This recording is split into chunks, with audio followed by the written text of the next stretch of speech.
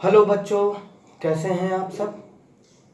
आप लोगों को मैंने फर्स्ट वीडियो दिया था, सेकंड पेपर का था, और उसमें हमने हैलो एल्केन, हैलो एरीन, इन दोनों की पहचान बताई थी।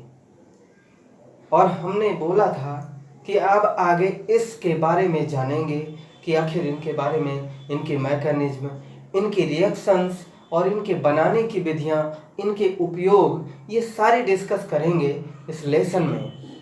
तो आज हम लेकर के आए हैं आपके लिए लेक्चर नंबर 2, जिसमें हम बात करेंगे इस हैलो एल्केन और हैलो एरीन में जो बेसिक फार्मूले यूज हुए हैं, उन सारे ग्रुप्स को हम एक बार में पहले कवर करेंगे। उससे आपको बड़ी ही सरलता मिलेगी, क्योंकि ये ग्रुप बहुत इंपॉर्टेंट है केमिस्ट्री के लिए। इतना इंपॉर्टेंट है 12th क्लास की केमिस्ट्री में चाहे जहां देखो बस यही सूत्र आपको मिलने वाले हैं। तो इसलिए इनका बहुत जरूरी है इनको समझना। तो जरा देखते हैं,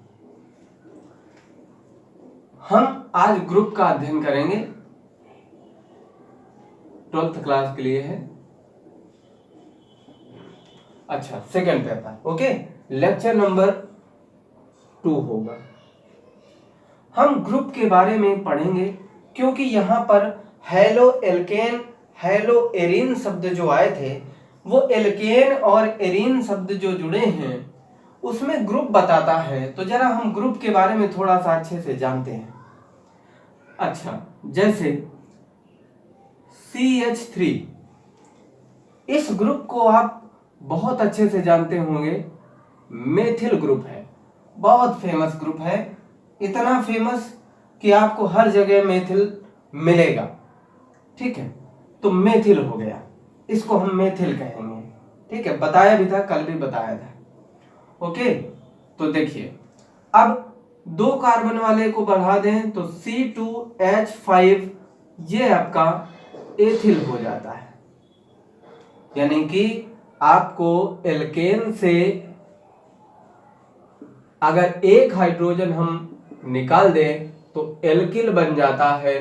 तो ये चीजें आपको, जैसे C2H6 एथेन होता है, और इससे एक हाइड्रोजन निकाल दें तो एक वैलेंसी इसकी कम हो जाएगी, तो ये कोई और आकर जुड़ सकता है। इस तरीके से ये आपका एथिल हो गया। एक अगला ग्रुप बहुत इंपॉर्टेंट है ये आपका। इसके बाद सबसे इंपॉर्टेंट आपको अब मिलेंगे, तो ये आपका इस तरह से अगर कोई ग्रुप हो यहां पर, अब हम यहां पर कोई चीज जोड़ दें, अब ये आपका एक जो सिस्टम है यहां पर, ये आपको कोई ना कोई ग्रुप यहां पर जोड़ना पड़ेगा। इसको हम कहेंगे आइसोप्रोपिल। आइसोप्रोपिल, अच्छा। अब जैसे मान लो यहां पर हमने एल्कोहल जोड़ दिया, OH ग्रुप जो होता है, तो आइसोप्रोपिल एल्कोहल बन गया। सिंपल है, आइसोप्रोपिल ये फार्मूला है, आइसोप्रोपिल एल्कोहल बन गया। अगर हम हाइड्रोजन ये एल्कोहल हटा दे, क्लोरीन जोड़ दें, तो आइसोप्रोपिल क्लोराइड बन गया, आइसोप्रोपिल ब्रोमाइड बन गया, आइसोप्रोपिल आयोडाइड बन गया, आइसोप्रोपिल एल्डिहाइड बन गया। तो इस तरह से हम कोई भी ग्रुप यहां पर जोड़ दें तो हमको आइसोप्रोपिल एल्कोहल, आइसोप्रोपिल ब्रोमाइड, इस तरह से हमको आइसोप्रोपिल एमीन, NH2 जोड़ दें, आइसोप्रोपिल एमीन। तो इस तरह से हमको इसके बहुत सारे ग्रुप आपको मिल जाएंगे। इस एक ग्रुप में बहुत सारे फार्मूले आपको मिल जाएंगे पढ़ने को, ओके। ये बात क्लियर हुई। ये एक बहुत इंपॉर्टेंट ग्रुप है। इसके बाद आगे देखते हैं। मान लीजिए ऐसे हो जाए CH3 CH CH3 CH2 और इधर ग्रुप जोड़ना हो, यहां पर आपका CH3 जुड़ा, यहां पर अब कोई ग्रुप आ रहा, कोई भी ग्रुप, तो हम इसको कहेंगे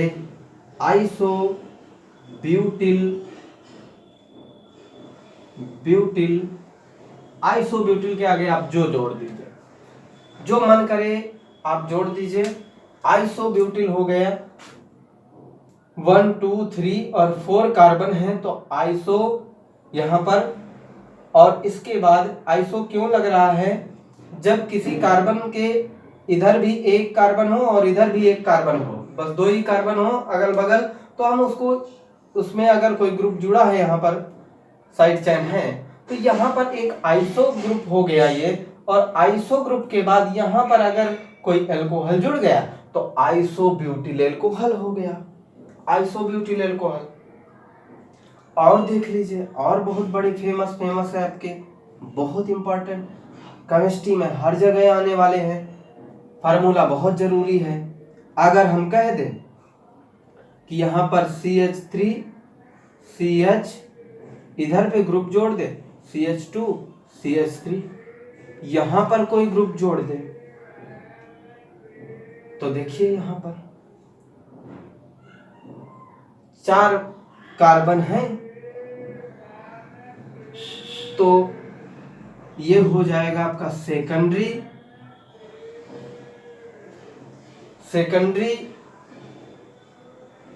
ब्यूटिल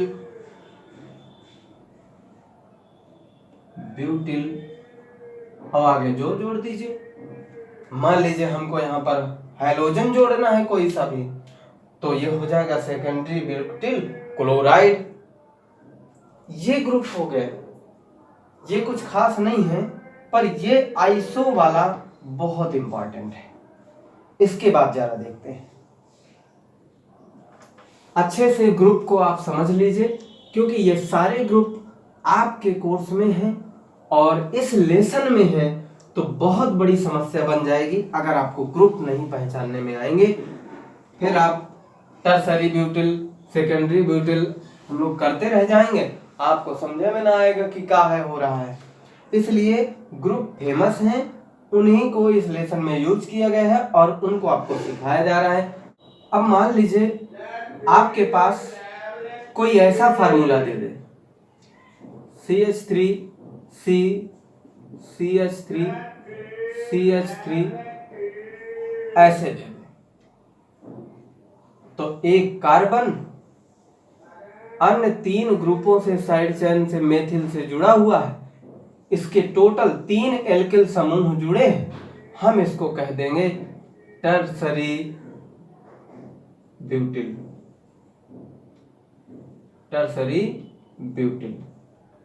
ये टर्सरी ब्यूटिल है। अच्छा, अब एक और फेमस ग्रुप है, इसी में अगर ऐसे कर दिया जाए, ऊपर भी CH3 नीचे भी CH3, यहां पर CH2, फिर आगे ग्रुप जोड़ दिया जाए, यहां पर अगर कोई आकर के जुड़े, इसको हम कहेंगे, यहां पर टोटल 5 कार्बन है, हम इसको कहेंगे नियोपेंटिल।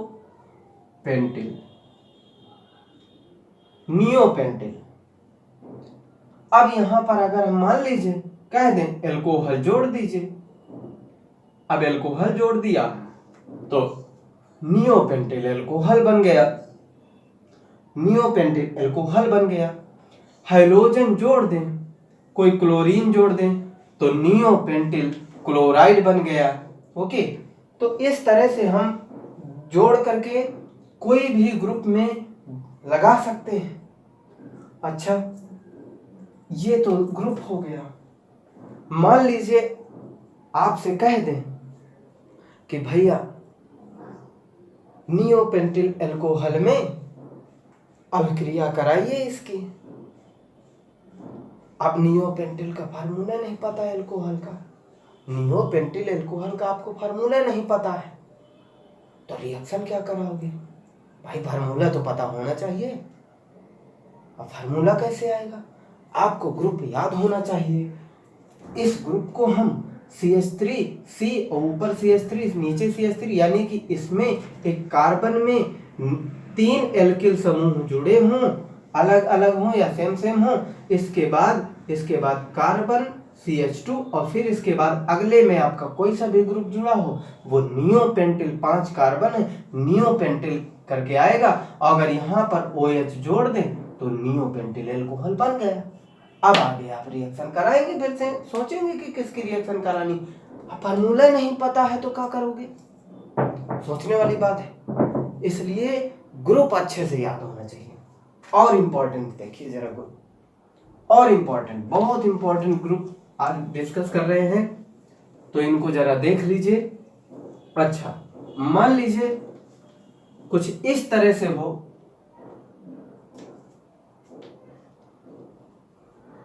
ऐसे दिया हो CH2 double bond CH single bond, इस तरह से, तो ऐसे ग्रुप को हम विनाइल ग्रुप कहते हैं।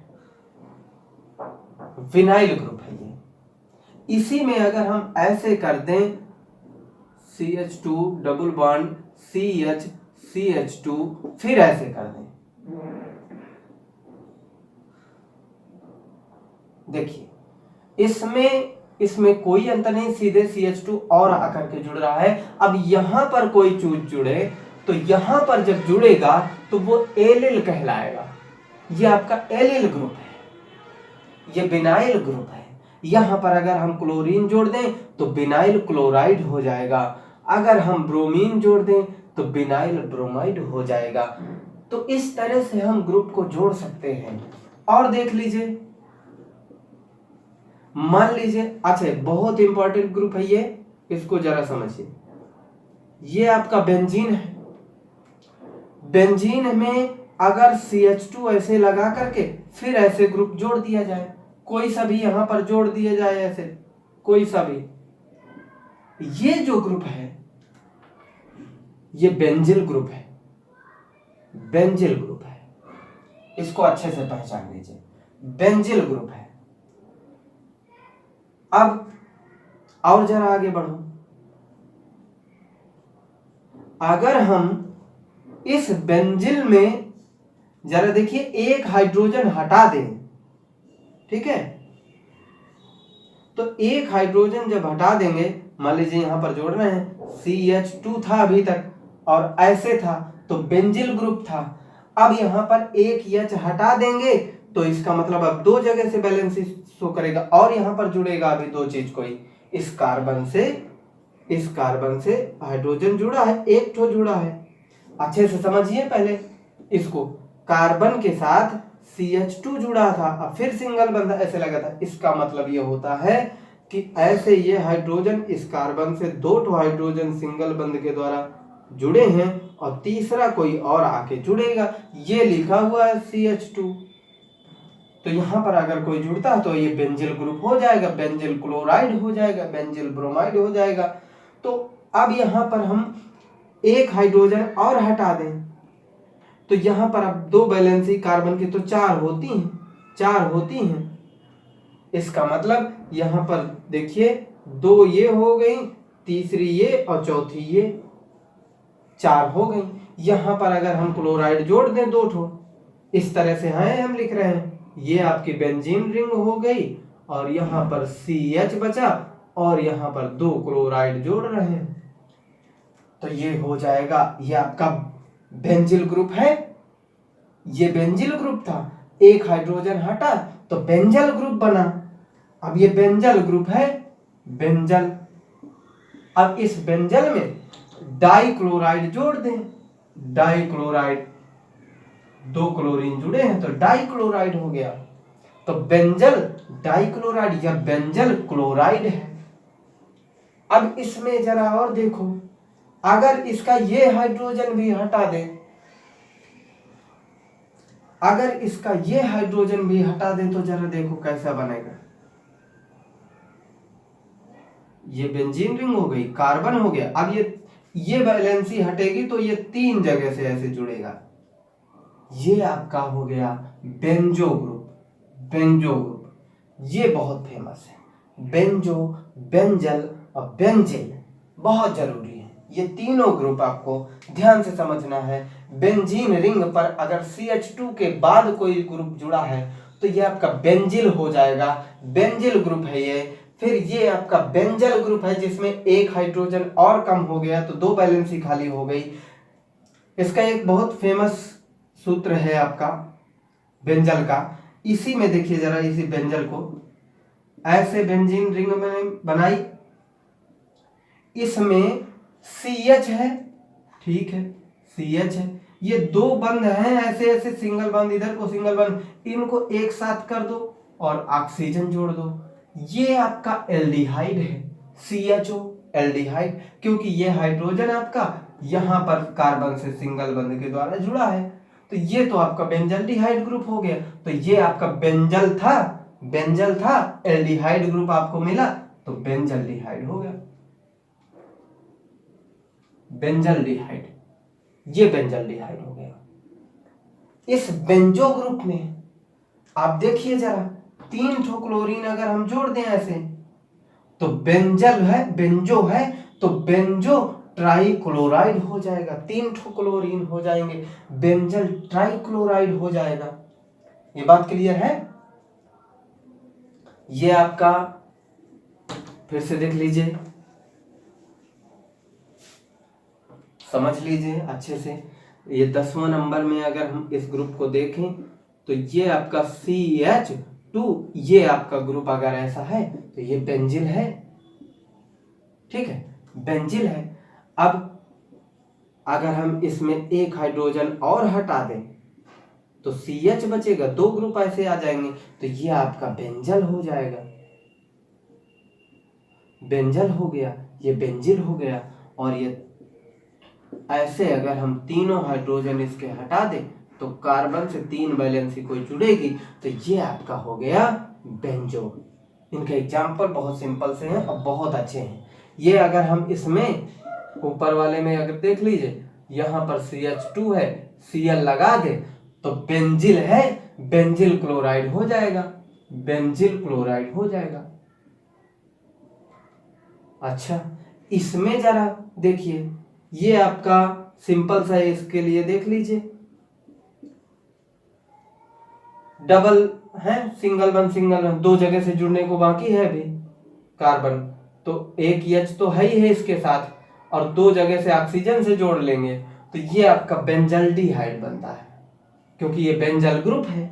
बेंजल में एल्डिहाइड आपको मिल गया, बेंजल्डिहाइड, बेंजल्डिहाइड। अच्छा, अब इसमें देखो, अगर हम इसमें 3 क्लोरीन लगा दें,